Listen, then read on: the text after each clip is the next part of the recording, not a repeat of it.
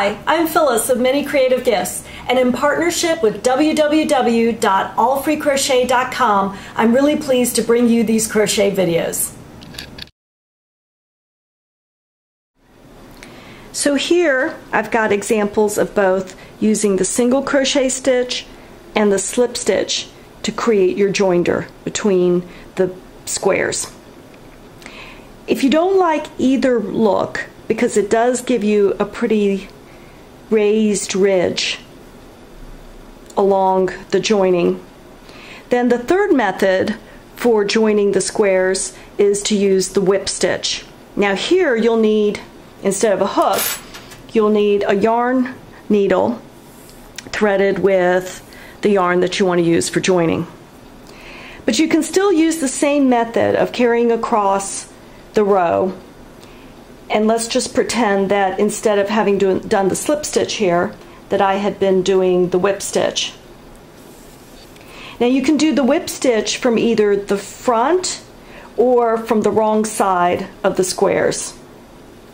Since I already started on the front, I think I'll continue that way.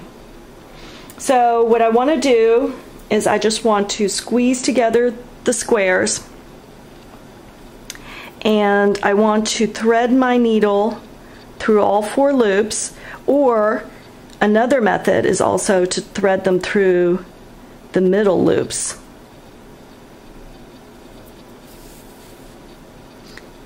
So see how I've got 1, 2, 3, 4. So I'm going to go through 2 and 3.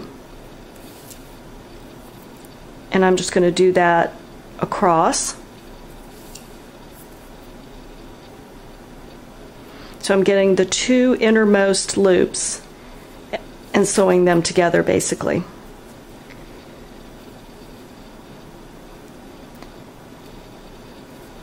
By doing that, as you see when I'm going to lay everything out,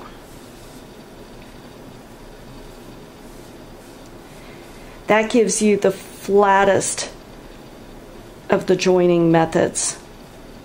And if I had used the same yarn as that I used for making the border, then you could see how it really would disappear and give me the flattest, smoothest look. Another method with the whip stitch is to do it from the wrong side of the squares. So if I flipped it over and kept whip stitching, then I would use the outside loops, loops 1 and 4, to do my whip stitch. So let's do a couple of those so you can see what the difference is going to be. So I'm just catching the outermost loops and leaving loops 2 and 3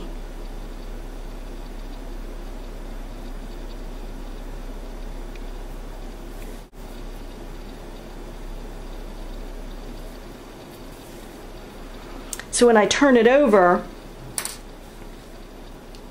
then it really does disappear if I'm using the same color yarn as what I used for the border.